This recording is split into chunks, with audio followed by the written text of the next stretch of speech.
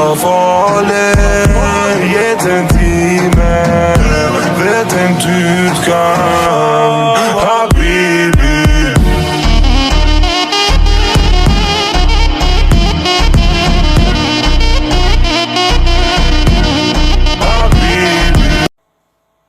Assalamualaikum warahmatullahi wabarakatuh. Perkenalkan, nama saya Dimas Surya Ramadhani, NIM 20101111026 dari kelas A Fakultas Hukum Universitas Muhammadiyah Jember. Tempat tanggal lahir Jember 4 Desember 2001. Baik, sebelum melanjutkan ke inti video, saya akan menjelaskan sedikit tentang kampus Universitas Muhammadiyah Jember. Universitas Muhammadiyah mengusung visi menjadi perguruan tinggi yang unggul dalam ipteks bernafaskan nilai-nilai keislaman. Saat ini Universitas Muhammadiyah Jember memiliki 9 fakultas dan 28 program studi. Salah satunya merupakan Fakultas Hukum. Fakultas Hukum Universitas Muhammadiyah Jember menjadi salah satu pusat pendidikan dan pengembangan ilmu hukum yang memiliki keunggulan berdaya saing tinggi dan islami serta berbasis kebutuhan lokal dengan memperhatikan perkembangan global. Telah banyak melahirkan generasi penerus bangsa yang ahli dalam setiap bidangnya. Memiliki fasilitas yang sangat memadai untuk para mahasiswa dan seluruh anggota di Fakultas Hukum tentunya, dan para pegawai serta dosen-dosen yang sangat berkompeten. Jelaskan pengayaan materi tentang hukum internasional mencakup apa saja, dan jelaskan kaitannya dengan hukum nasional tiap-tiap negara dalam versi Anda. 2. Perhatikan dengan seksama soal berikut ini. Berdasarkan teori yang Anda peroleh tentang teori hukum perjanjian internasional, A. Apakah yang dimaksud dengan perjanjian internasional dan unsur-unsur perjanjian internasional? B. Bagaimana tahapan atau proses perjanjian internasional dilaksanakan sampai menjadi hukum positif di suatu negara? 3. Bagaimana penyelesaian sengketa pelanggaran ketentuan hak lintas damai di wilayah laut teritorial Indonesia? Analisa berdasarkan hukum laut internasional dan ketentuan perundang-undangan Indonesia. 4. Sebut dan jelaskan prinsip-prinsip penyelesaian sengketa secara damai berdasarkan teori dan hukum internasional. 5. Bagaimana pendapat Anda tentang HAM di Indonesia dan bagaimana dengan penegakan pelanggaran kejahatan HAM berat di Indonesia? Jawab. Hukum internasional merupakan suatu keseluruhan kaidah-kaidah atau asas-asas hukum yang mengatur hubungan atau persoalan yang melintasi batas-batas negara yang bukan bersifat perdata. Hukum internasional diartikan sebagai hukum yang tidak hanya mengatur hubungan antar bangsa, melainkan juga mengatur hubungan hukum antara subjek hukum non-negara dengan satu sama lain. Subjek hukum internasional sendiri terdiri atas negara, orang, badan hukum, NGO, ICRC, Palang Merah Internasional, Tahta Suci, pemberontak, serta bajak laut di laut lepas. Wujud hukum internasional berupa HI tertulis misalnya perjanjian internasional dan tidak tertulis atau disebut dengan kebiasaan seperti penerapan asas-asas menghormati kedaulatan, kemerdekaan, kesamaan kedudukan, dan penghormatan kepada HAM. HI mencakup 6 bab, yakni HI udara, HI laut, HI organisasi internasional, HI perjanjian internasional, HI HAM, hukum internasional dan hukum nasional tiap negara saling berkaitan satu sama lain. Hukum internasional ini sendiri mengatur soal hubungan antar negara, sedangkan hukum nasional mengatur hukum individu dengan individu serta mengatur individu dengan negaranya masing-masing. Keberadaan hukum internasional inilah yang menjadi pengaruh masyarakat HI dalam menjalankan hukum nasional demi tercapainya ketertiban dunia. 2a. Perjanjian internasional adalah suatu persetujuan antara subjek-subjek hukum internasional yang menimbulkan kewajiban-kewajiban yang mengikat dalam hukum internasional. Perjanjian itu dapat berbentuk bilateral antara dua negara maupun multilateral atau dibuat oleh lebih dari dua negara. Berdasarkan Konvensi Wina 1969 bahwa perjanjian internasional adalah suatu persetujuan yang dibuat antara negara dalam bentuk tertulis dan diatur oleh hukum internasional. Apakah dalam instrumen tunggal atau dua atau lebih instrumen yang berkaitan dan apapun nama yang diberikan padanya. Berdasarkan pasal 1 ayat 3 Undang-Undang RI nomor 37 tahun 1999 tentang hubungan luar negeri, perjanjian internasional adalah perjanjian dalam bentuk dan sebutan apapun yang diatur oleh hukum internasional dan dibuat secara tertulis oleh pemerintah Indonesia dengan satu atau lebih negara, organisasi internasional atau subjek hukum internasional lainnya, serta menimbulkan hak dan kewajiban pada pemerintah RI yang bersifat hukum publik. Unsur perjanjian internasional ditinjau dari pengertian hukum internasional sebelumnya adalah sebagai berikut. Suatu persetujuan internasional yang dibuat oleh negara-negara.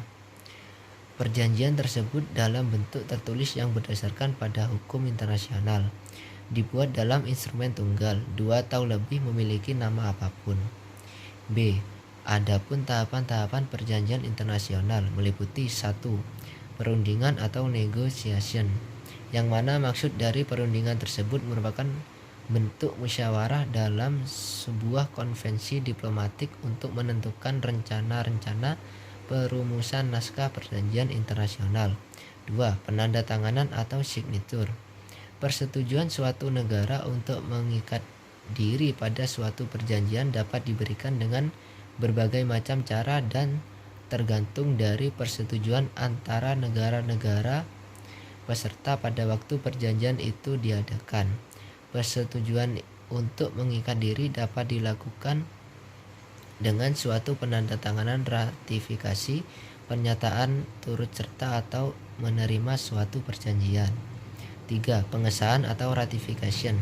Pada tahapan ini merupakan suatu perbuatan hukum yang bertujuan untuk mengikatkan diri pada suatu perjanjian internasional dalam bentuk ratification, penerimaan, atau penyetujuan. 4. Pengumuman atau declaration. Setelah suatu perjanjian disahkan melalui proses ratifikasi oleh setiap negara peserta, berikutnya adalah perlu adanya pendaftaran dan pengumuman di organisasi internasional atau PBB. 3.